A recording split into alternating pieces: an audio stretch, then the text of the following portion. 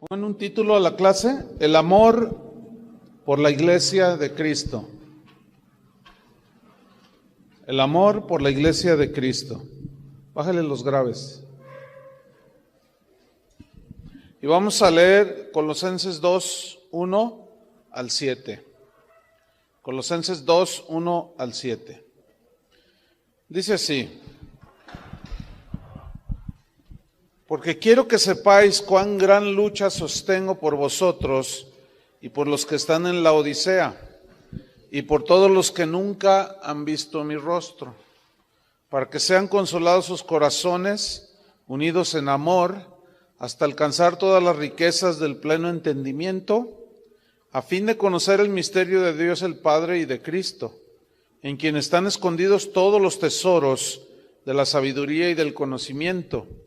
Y esto lo digo para que nadie os engañe con palabras persuasivas, porque aunque estoy ausente en cuerpo, no obstante en espíritu estoy con vosotros, gozándome y mirando vuestro buen orden y la firmeza de vuestra fe en Cristo.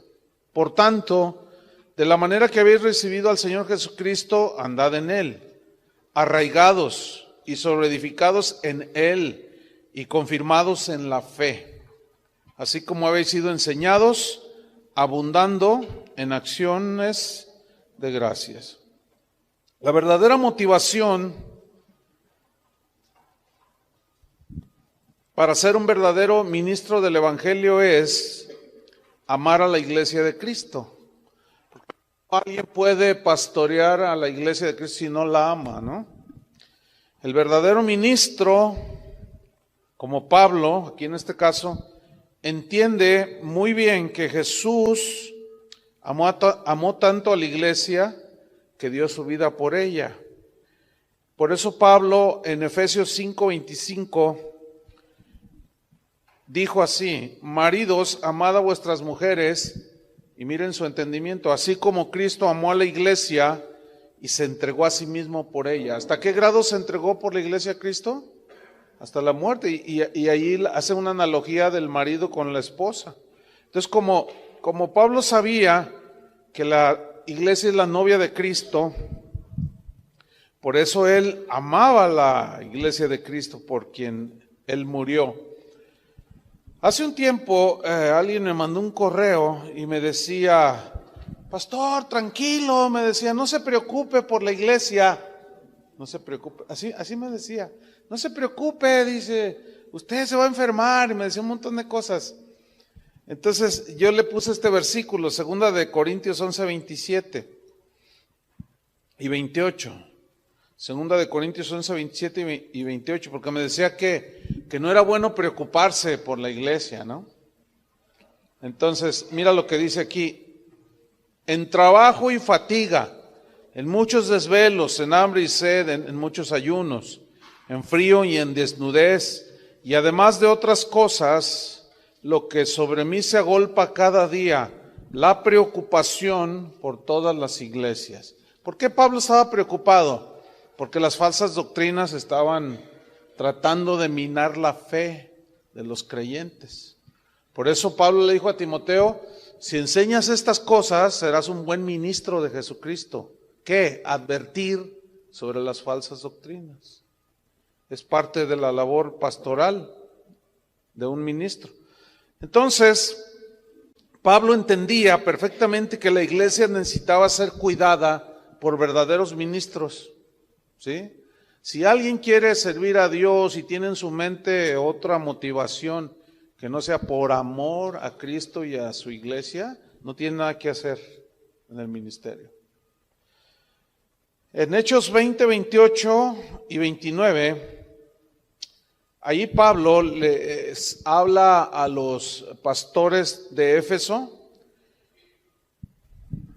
y miren lo que les dice: por tanto, mirad por vosotros y por todo el rebaño en que el Espíritu Santo os ha puesto por obispos, para apacentar la iglesia del Señor, la cual él ganó por su sangre.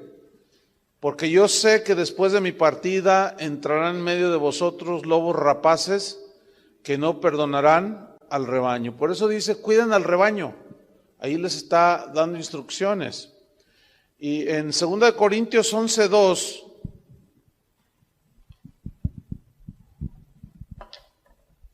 Segunda de Corintios 11:2, ahí vemos el celo de Pablo por la iglesia.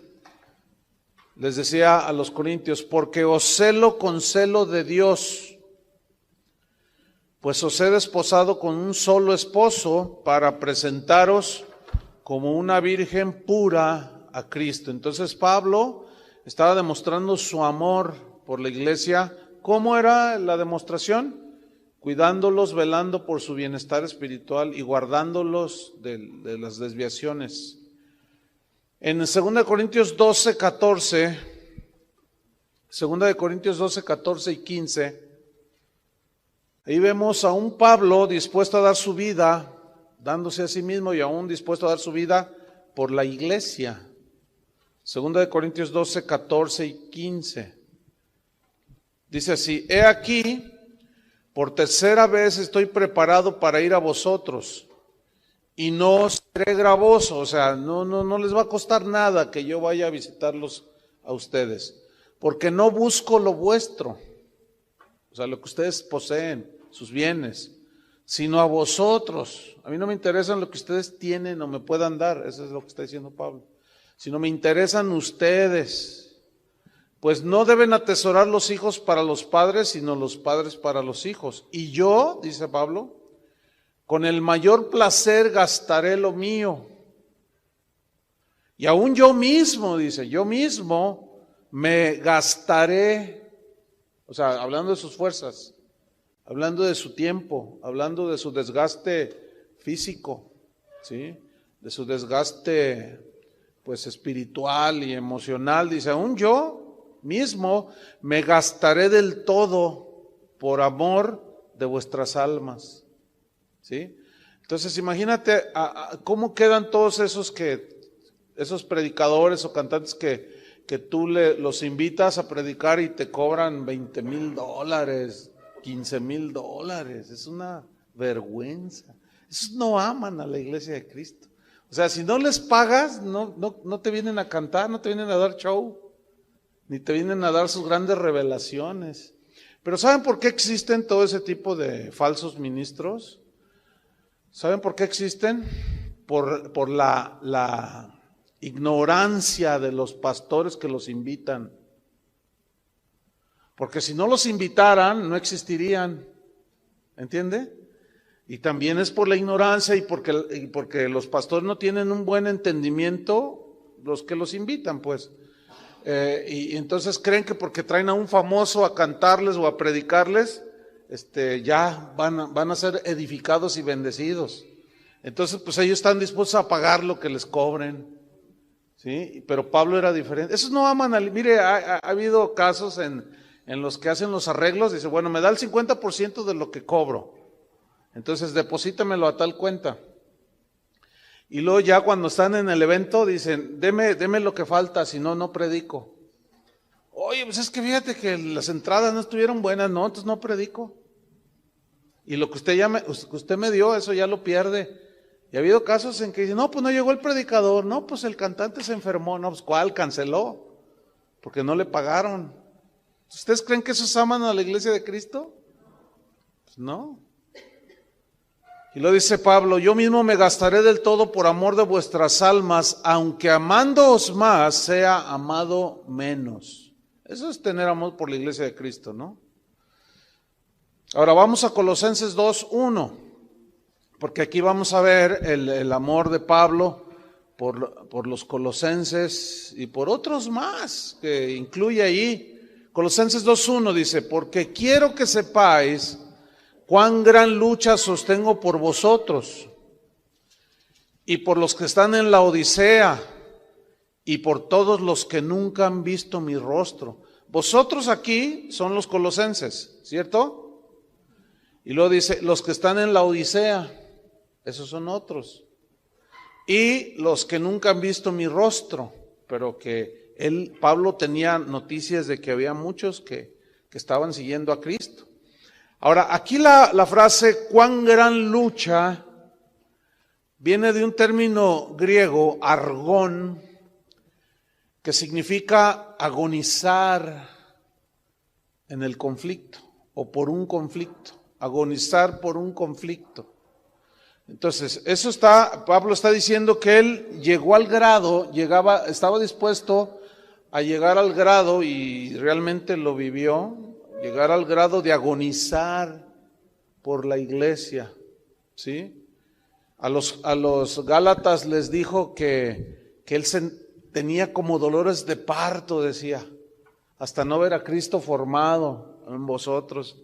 Entonces él ponía todas sus fuerzas, todo su empeño en ministrar a la iglesia. Yo tuve un maestro, uno de mis maestros en la escuela bíblica, que me enseñó una vez, pero de manera personal, me decía, mira Chuy, si algún día tú enseñas o predicas, tú no te fijes en cuántos están ahí enfrente tuyo.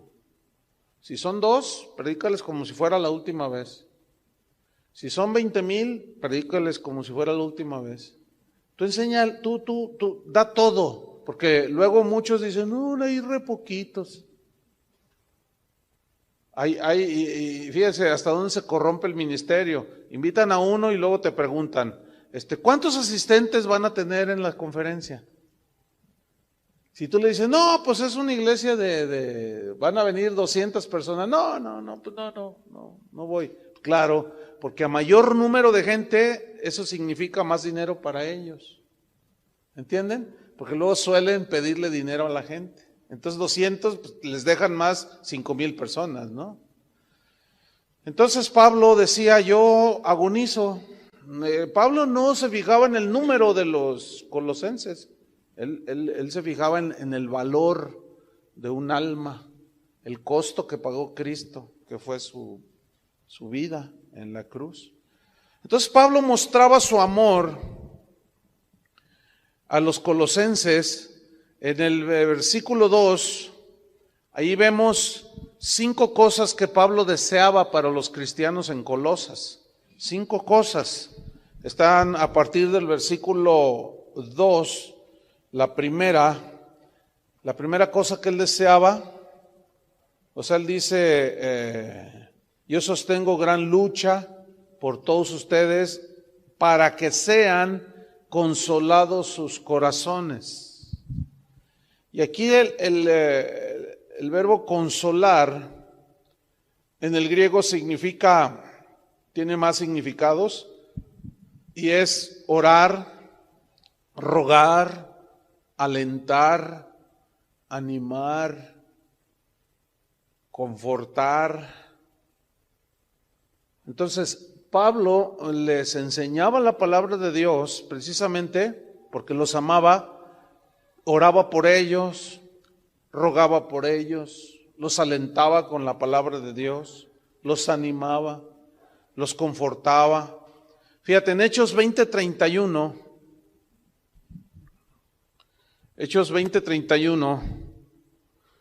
dice Pablo aquí, en el mismo pasaje cuando les dio instrucciones a los pastores en Éfeso, Hechos 20:31 dice, por tanto velad, acordándoos que por 3 años, o sea, acuérdense que por 3 años, o sea, Pablo, de noche y de día no he cesado de amonestar con lágrimas a cada uno. Por 3 años que estuvo allí con ellos, de noche y de día los amonestaba, los animaba. Aquí amonestar es la misma palabra paracaleo, que se traduce consolar sus corazones. O sea, los oraba por ellos, rogaba, los alentaba, los amonestaba, los animaba, los confortaba, ¿sí? Y ahí se ve pues el amor de Pablo por la iglesia. La cosa número 2 que Pablo deseaba por los cristianos en Colosa era que estuvieran unidos en amor, porque él pedía a Dios por todo eso, para que sean consolados sus corazones, y lo dice el mismo versículo 2, unidos en amor. Aquí la palabra unidos en el griego significa entretejidos, así como un tejido de una tela, ¿sí? que está entretejido y totalmente unido, ¿sí? Los hilos, así es lo que él deseaba para ellos, le pedía a Dios que estuvieran entretejidos en amor, ¿sí? Que amaran a Dios, que se amaran entre ellos. Colosenses 3:13. Aquí les da una instrucción precisamente porque Pablo supo por Epafras que a veces había entre ellos falta de amor, ¿sí? Y Pablo decía, yo me preocupo por ustedes y quiero que sean así. Colosenses 3:13 y 14. Sopórtense unos a otros, ¿sí? Y perdónense unos a otros, si alguno tuviere queja contra otro. ¿Por qué les escribió esto? Porque eso estaba pasando con los colosenses. Sopórtense unos a otros. Si tienes queja contra otro de ahí mismo de la iglesia, de la manera que Cristo os perdonó, decía, así también háganlo vosotros, no se les olvide. Y sobre todas estas cosas, vestíos ¿de qué? De amor, que es el vínculo, lo que une, es la unión perfecta. En primera de Juan 3:16, el apóstol Juan escribió sobre lo mismo y dijo, en esto hemos conocido el amor. O sea, el amor se conoce por lo que manifiesta el amor, por lo que hace el amor. En que Él puso su vida por nosotros. Así es que conocimos el amor de Dios, ¿no? Que Él puso su vida por nosotros. Y luego dice, también nosotros debemos poner nuestras vidas por los hermanos. Entonces ven cómo un rasgo del verdadero ministro es que ama a la iglesia de Cristo, y Juan era otro, ¿sí? Sin importar otra circunstancia, ellos amaban la iglesia de Cristo. Cosa número 3 que Pablo hacía para mostrar su amor por la iglesia, deseándoles, ¿qué? Número 3 está en el mismo versículo 2, Colosenses, ¿sí? 2:2 dice, hasta alcanzar todas las riquezas del pleno entendimiento. O sea, Pablo no quería que se quedaran en ignorancia, sino que alcanzaran todas las riquezas de pleno entendimiento, ¿sí?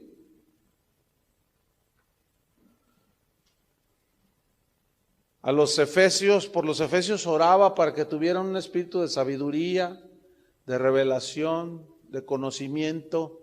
También a los colosenses les dijo, ¿se acuerdan?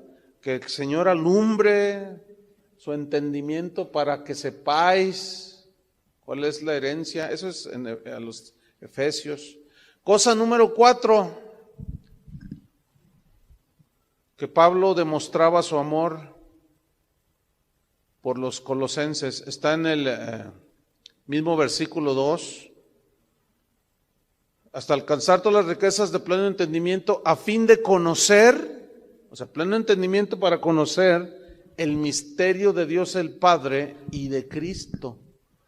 ¿Qué significa conocer el misterio de Dios el Padre y de Cristo? La palabra misterio en el griego significa algo revelado, algo que estaba escondido fue revelado. Ese es un misterio en la Biblia. Pero en realidad significa, en otras palabras, ya no hay misterios, ¿sí?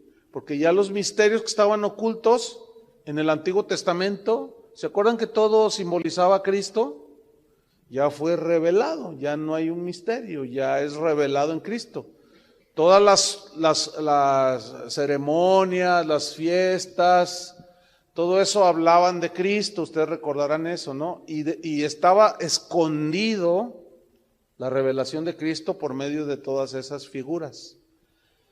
Y eso se les llama misterios en la Biblia, pero ahora ya han sido revelados esos misterios. Fíjate, Colosenses 1:26.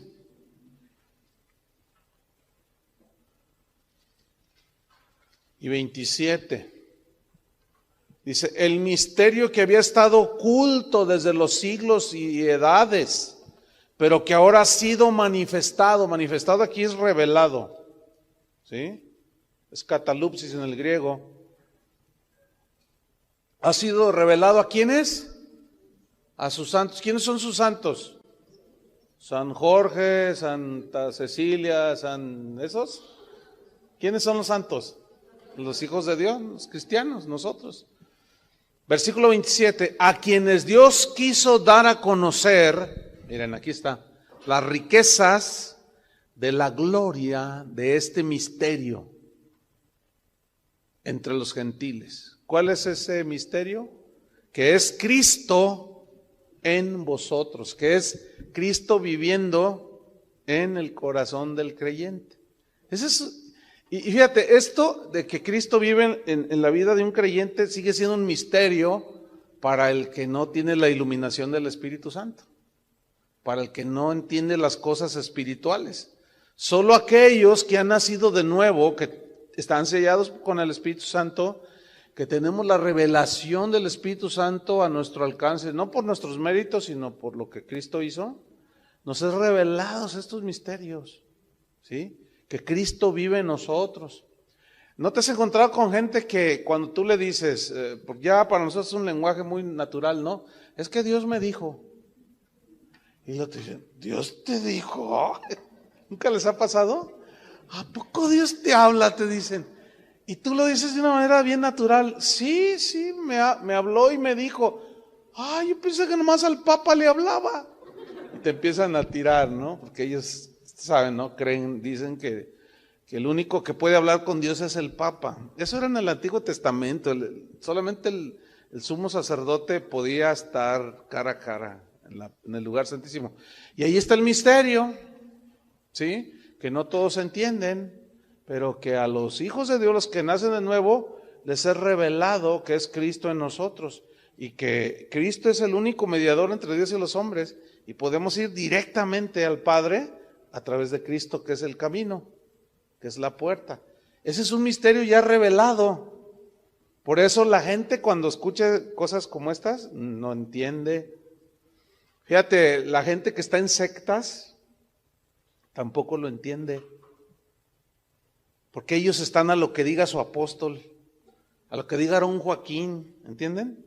A lo que digan los líderes de la iglesia mormona, o sea, los de las sectas así feas, así que agreden flagrantemente a Jesús, se ponen en el lugar de Cristo. La gente que está ahí no entiende, no les es revelado que Cristo está en ellos. Y dicen, no, me mandaron un video de aquí del Señor de la Luz del Mundo, ¿verdad? Donde dice, a ver si les gusta este canto. Entonces yo dije, a ver, entonces sale la foto de él, así, ¿no? Y el coro de la iglesia le empieza a cantar a él. Dice, oh divina luz que nos mandó del Dios el Padre, Aarón, Joaquín, tú eres nuestro, la salvación está contigo. Y sin ti nada, y tú dices, ay, se te revuelve el estómago. Ahora, tú explícales a esa gente esto, y mira, aunque tengan la Biblia. Fíjate lo que dicen, que Dios les envió a ese Señor y que en Él está la salvación y que sin Él están perdidos, o sea, sin Aarón. Yo no sé qué van a hacer cuando se les muera, tiene cáncer. ¿Saben que tiene cáncer? Está enfermo el Señor este. Pues es un humano. Pero la gente no tiene esto y cree que lo hacen un Dios. Fíjate, es lo mismo en muchas sectas y religiones. Entonces, en el versículo Colosenses 2:3 dice, a fin de conocer el misterio de Dios el Padre y de Cristo. Y fíjate lo que dice Colosenses 2:3, en quien están escondidos. Escondidos para nosotros, entre comillas, en quien están escondidos todos los tesoros de la sabiduría y del conocimiento. Mira qué versículos. Tesoros que están escondidos para los que no creen, ciertamente, para los que aman al mundo, para los que están en doctrinas de demonios. Todas estas cosas de Cristo están escondidas, ¿sí? No tienen acceso a ese tesoro, pero que esas cosas escondidas son reveladas a los que aman a Dios, a los que han nacido de nuevo. Entonces, Cristo es suficiente. En Él encontramos todo lo que el ser humano necesita. Por eso Pablo empieza a disertar bien tremendo aquí, como vamos a ver el resto de la epístola, acerca de la supremacía de Cristo. Ya vimos que su nombre es sobre todo nombre, ¿verdad? Y que Él está por sobre toda la creación, dándole la preeminencia, porque los falsos maestros minimizaban la divinidad de Cristo, lo hacían un hombre, y luego ponían filosofías que agredían la revelación de la palabra de Dios. Por eso Pablo les dice, fíjate, en Colosenses 2:4, mira lo que les dice. O sea, si en Cristo están escondidos todos los tesoros de la sabiduría y el conocimiento, no necesitamos más, ¿no? ¿No necesitamos más? Por eso les dice en el versículo 4, y esto lo digo para que nadie os engañe con palabras persuasivas. Entonces necesitamos crecer y profundizar en el conocimiento de Cristo, en las riquezas de su herencia, en los misterios que están escondidos para los que no le conocen, pero para nosotros están al alcance por el sacrificio de Cristo. Entonces nosotros necesitamos profundizar en ese conocimiento de Cristo, en su sacrificio en la cruz, en la obra maravillosa de la salvación, y fundamentarnos allí para no ser engañados, que nadie nos engañe con palabras persuasivas. Porque los propósitos de las falsas doctrinas, fíjense bien, hermanos, los propósitos de las falsas doctrinas son básicamente dos cosas, dos propósitos tienen. Número uno, negar la divinidad de Cristo. ¿Sí? De una o de otra manera. Uno suplanta, como el susodicho de la luz del mundo, suplantando al mismo Jesús, haciéndose igual a Él. Entonces los propósitos básicamente de las falsas doctrinas son, número uno, negar la divinidad de Cristo, y número dos, mostrar que el sacrificio de Cristo fue insuficiente, que le faltó algo. Por eso las religiones son hacer obras, ¿entienden? Hacer obras. Pero la Biblia es clara en Efesios, ¿verdad? No por obras, nadie es salvo por obras. Por gracia somos salvos, por medio de la fe. Y este es un regalo de Dios, es un don.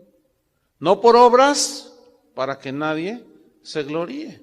Entonces siempre, mira, todo aquel sistema religioso, aunque sea una iglesia que diga que es cristiana, pero que enfatiza en que si no oras 4 horas, Dios no te bendice. Si no lees la Biblia 10 capítulos diarios, por eso Dios no... Todo eso es de obras, hermanos.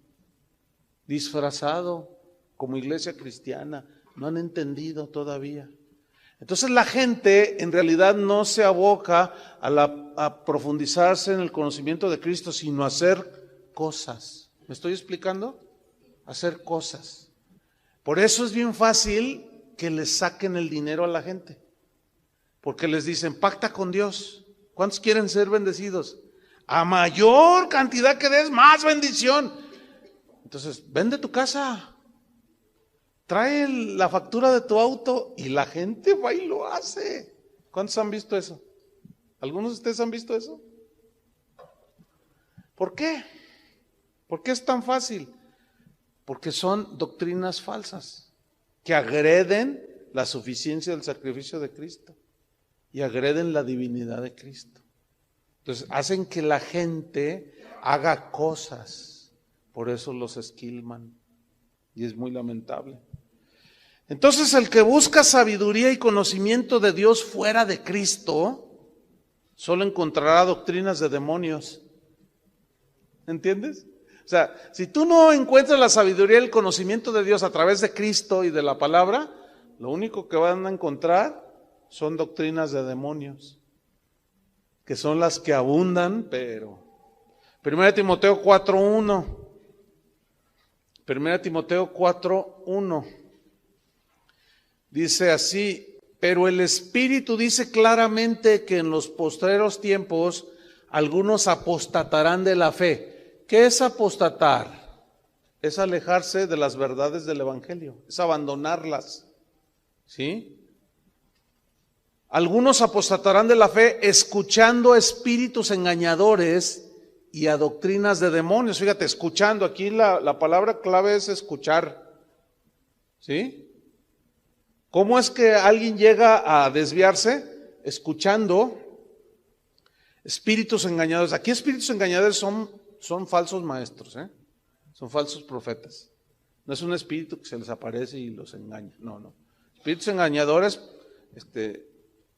son predicadores que enseñan cosas contrarias a lo que enseña la Biblia. Y a doctrinas de demonios.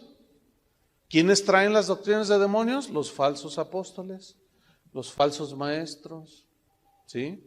Por eso, hermanos, tenemos que analizar todo lo que escuchamos y todo lo que vemos, y tenemos que someterlo a la autoridad de la palabra de Dios. Todo lo que se diga,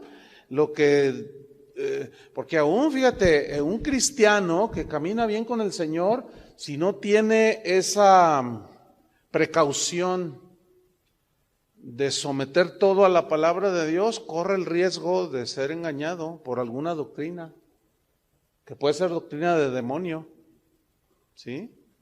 Y miren, yo les puedo contar un montón de casos que he visto a través de los años, cuando la gente, pueden ser nacidos de nuevo, pero al no profundizarse en las verdades de las riquezas de Cristo, en quien están escondidos todos los tesoros, y luego empiezan a buscar en la psicología, empiezan a buscar en las experiencias sensoriales. Ay, se siente bien chido, ¿verdad? Dice, no, entonces, ay, sí, se siente. Entonces empiezan a buscar sensaciones, ¿sí? Como aquí hace unos años hicieron un evento aquí en un hotel, invitaron a los pastores, nos invitaron porque traían una nueva revelación. Y bueno, pues iba Toñito, Chuy García, yo dijimos, bueno, vamos, nos invitaron, vamos, pero vamos, llévate la Biblia, compadre. Y que empiezan.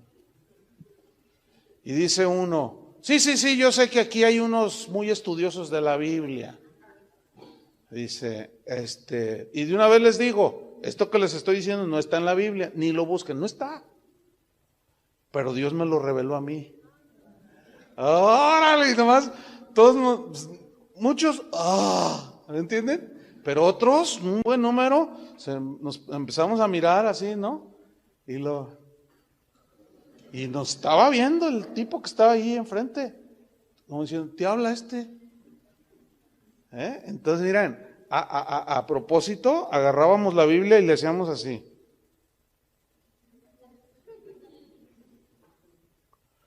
Y luego dice, y lo que van a ver a continuación, estas son las cosas que están escondidas, dice. Cosas que ojo no vio ni oído yo, son las que Dios ha revelado a los que lo aman.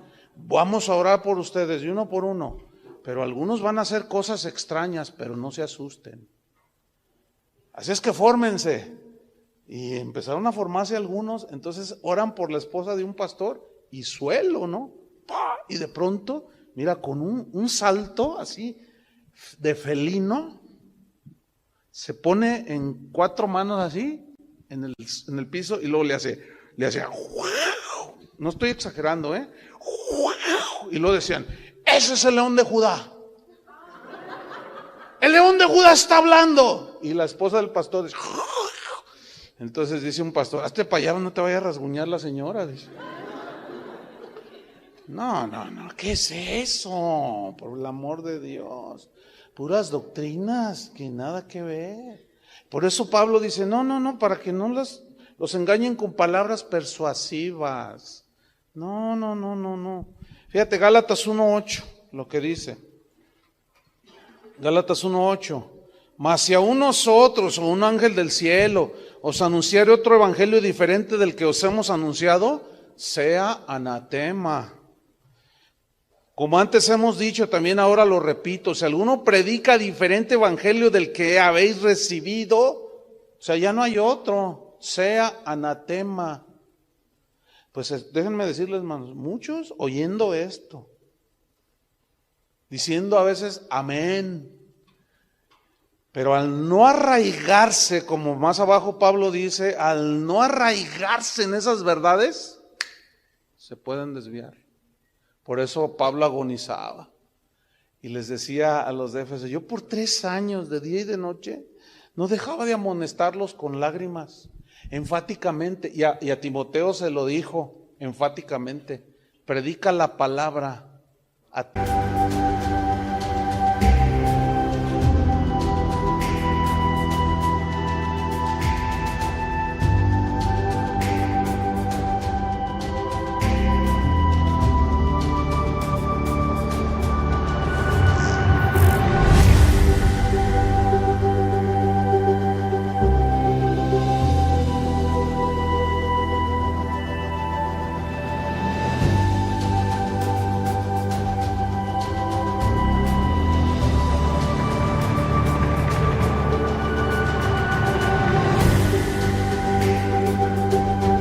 Tiempo y fuera de tiempo.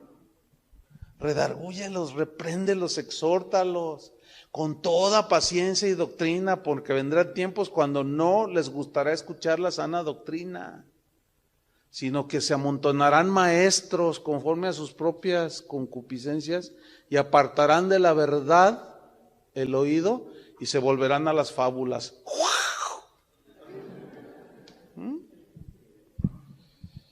Colosenses 2:5. Pablo está diciendo, y esto lo digo para que nadie os engañe con palabras persuasivas. Versículo 5, porque aunque estoy ausente en cuerpo, eso significa que Pablo estaba en la cárcel, No obstante, dice, en espíritu estoy con vosotros, gozándome y mirando vuestro buen orden. Aquí la frase buen orden en el griego significa, es una palabra que habla de soldados disciplinados. ¿Sí? Entonces el cristiano debe ser disciplinado. ¿Sí? Dice, y mirando vuestro buen orden, como soldados, bien disciplinados, y la firmeza de vuestra fe en Cristo, de la cual Pablo no quería que cayeran. Aquí firmeza de vuestra fe significa solidez. Fíjate qué tremendo, fe sólida. La única manera de tener fe sólida es arraigándote en las verdades de la Biblia, no en tus sueños, en sensaciones, que estaba orando y sentí tan bonito, hermano, y ay, que no sé qué, y el Señor me arrebató y empecé a volar. ¿Quién sabe cuántos rollos saca la gente? Otros, ustedes saben, ¿no? Dicen que se van al infierno y que vieron que los demonios torturaban a la gente, y eso es totalmente antibíblico. La Biblia dice que el infierno fue preparado para atormentar a Satanás y a sus ángeles. O sea, los Satanás y sus demonios no están en el infierno así como si nada, esperando a que llegues para torturarte. No, hombre, esa es una falsa doctrina. ¿De dónde salió? Y la gente dice, qué tremendo testimonio, aquel hermano se fue al infierno y vio cómo los demonios torturaban a la gente. Puras fábulas, puras mentiras. Versículo 6, aquí viene la quinta y última cosa que Pablo anhelaba de los colosenses como muestra de su amor por ellos. Por tanto, dice, de la manera que habéis recibido al Señor Jesucristo, andad en Él. Aquí la frase andad en Cristo significa básicamente no moverse de dos verdades fundamentales del cristianismo. Andad en Cristo, repito, significa básicamente no moverse de dos verdades fundamentales. Una es que Cristo es Dios y la otra es que Él es suficiente para todo. ¿Sí? Cristo es Dios. Esa es una verdad fundamental, eso es andar en Cristo. ¿Sí? Que tú estés plenamente entendido de la divinidad de Jesucristo. Si no hay divinidad de Jesucristo, fue un hombre como tú y como yo. No tiene sentido, es como cualquier otra religión de un hombre bueno. Mahatma Gandhi, Buda, mucha gente, filósofos. ¿Sí? Entonces, ¿cuáles son esas dos verdades? Cristo es Dios y Cristo es suficiente para todo. O sea, no necesitamos más. Si Cristo es Dios y murió por mí, y si Dios nos dio a su Hijo, ¿cómo no nos dará todas las cosas? Y allí todas las cosas no significa lo material, como muchos interpretan en su pequeñísimo disciplina de estudiar la Biblia. Dar todas las cosas significa todo lo que concierne a la salvación y a la vida eterna. Pues claro, entonces, ¿nos falta algo? No nos falta nada, hermanos. Es suficiente el sacrificio de Cristo, ¿sí? Por eso en el versículo 7, Pablo dice, habla de tres cosas aquí. Habla de arraigados, habla de arraigados, habla de sobreedificados, o sea, en Cristo, arraigados en Cristo, sobreedificados en Cristo y confirmados en la fe. ¿Qué significa? Vamos a ver brevemente cada una de estas tres palabras. La única manera de que tú estés bien sólido y andar en Cristo y firmeza en la fe es que tú estés arraigado. Aquí arraigado en el griego significa echar raíces. Echar raíces. Ahora, esto es una analogía de un árbol que echa raíces, ¿no es cierto? A mayor gruesura del tronco, más grandes las raíces. ¿No es lo mismo que tú saques un arbolito así? Yo acabo de plantar unos en mi casa, que me regalaron todos árboles frutales chiquitos, y no batallé nada. Estaban en botes. Nomás le metí la mano así, y los saqué con todo y raíz, y una que otra raicita. Y ya había hecho los hoyos, y ya los volví a plantar. Pero un pinito de este tamaño, quise cambiarlo de lugar, y ¡ay! Me costó trabajo. Los pinos agarran bueno, todos los árboles, ¿no? Pero ahora imagínate ya un árbol de 2 metros, un árbol de 5 metros, esos están como bien arraigados, han echado raíces. Y mira, cuando un auto y hasta un tráiler se estrella con uno de esos arbolotes, el arbolote se queda firme y el otro se hace pedazo. ¿Por qué? Porque está bien sólido. Habla de estabilidad, ¿entienden? De fortaleza, de arraigo. Entonces, la única manera de que en estos tiempos difíciles tú permanezcas bien sólidos, arraigándote ¿en qué? En las verdades del Evangelio. Que Cristo es Dios y que no te hace falta más. Arraígate allí, agárrate de allí, ahí plántate, ahí echa raíces y vas a ver, nada te mueve, ¿sí? Y la otra palabra, sobre edificados, en el griego significa construir sobre algo sólido. Construir sobre algo sólido. Porque es sobre edifica, ese sobre es encima de algo, ¿sí? Ahora, ¿sobre qué tú vas a construir algo sólido? ¿Alguien me puede decir? Sobre Cristo, ciertamente. Pero también sobre qué? Las verdades del Evangelio, las verdades sobre Cristo, sobre la divinidad de Jesús y sobre la suficiencia de su sacrificio. Porque ese es el contexto, ¿entienden? De toda la epístola. Cristo es Dios y estamos completos en Él. Entonces cuando dice arraigaos, echen raíces en esas verdades de que Cristo es Dios y que su sacrificio es completo, no falta nada. Y sobreedifiquen, construyan sobre algo sólido.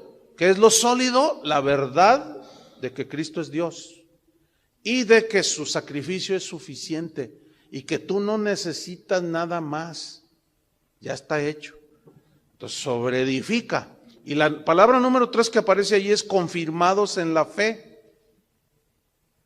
Y aquí confirmados en el griego habla de un caminar seguro, ¿sí? En el griego eso significa confirmados, ¿sí? De un caminar seguro. Ahora, ¿un caminar seguro en qué? A ver, el que me lo diga se salva. Sí, ya sé que es en Jesús, pero ¿en qué? Piensen. ¿Qué estoy enfatizando? ¿Qué estaba enfatizando Pablo? ¿Cuáles eran las dos verdades fundamentales que él estaba diciendo que debían de arraigarse? Que Cristo es Dios y que su sacrificio es suficiente, que no tenemos que añadirle nada. Entonces, confirmados en la fe es caminar seguros en estas dos verdades. Porque alcanzan a ver que ese es el contexto de todo lo que estamos viendo. Ese era el pleito con los falsos maestros. Quitar a Jesús su divinidad y hacer insuficiente su sacrificio, como lo vamos a ver en la segunda clase. Cómo Pablo ataca las filosofías. Versículo 7, arraigados, sobreedificados y confirmados en la fe, así como habéis sido enseñados. O sea, los colosenses fueron bien enseñados. El asunto es la perseverancia, el arraigo,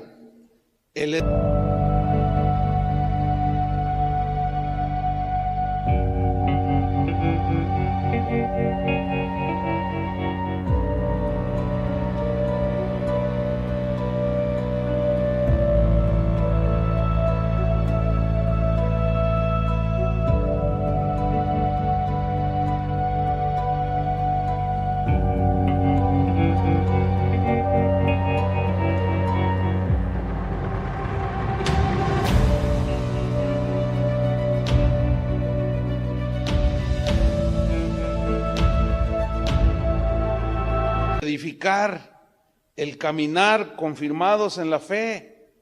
Y aquí vemos la importancia de enseñar la sana doctrina. Ahí está, no hay otra manera en que un cristiano pueda permanecer sólido. ¿Sí? A mayor se entiende que cuando un cristiano es fundamentado en las verdades del Evangelio y de quién es Cristo, se entiende que al paso de los años es más sólido porque el tronco crece. Las raíces se hacen más sólidas, ¿no es cierto? Entonces, pasan los años. Yo, por ejemplo, lo veo al hermano Pablo Hunter, mi tutor de toda la vida. Y no, si tú le llegaras y le dijeras, oye hermano, por ahí escuché que Cristo no es Dios, para que veas cómo te pone. Te da una revolcada con la Biblia, en el buen sentido, obviamente, se entiende.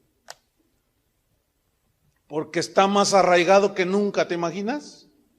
Toda la vida, arraigado, echando raíces en las verdades de Cristo, de quién es Él en su obra, en que su nombre es sobre todo nombre. Y tú le llegas con tu revelacioncita a un hombre así, no hombre, olvídate.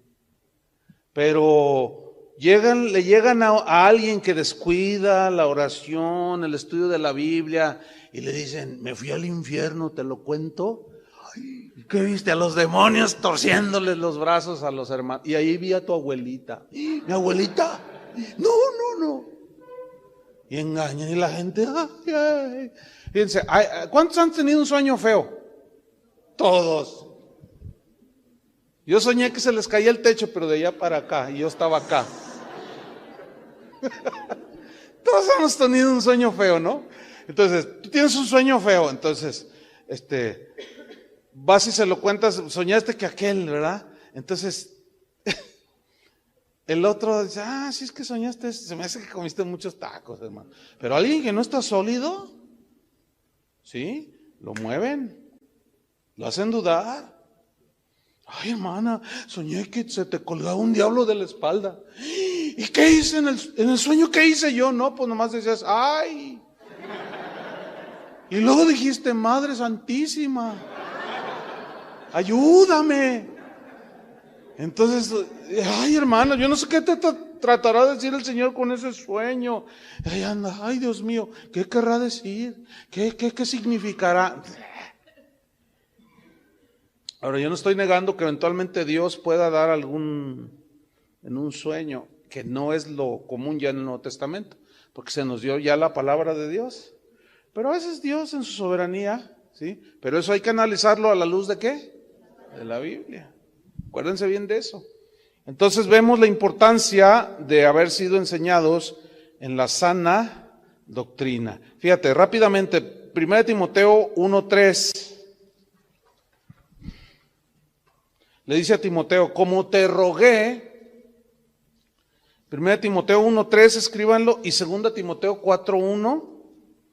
En 1 Timoteo 1:3 dice, como te rogué que te quedases en Éfeso cuando fui a Macedonia, para que mandases a algunos que no enseñen diferente doctrina.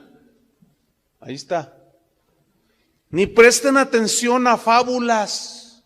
Fábulas son mitos, ¿sí? Y genealogías interminables que acarrean disputas, más bien que edificación de Dios, que es por fe. Así te encargo ahora, Timoteo.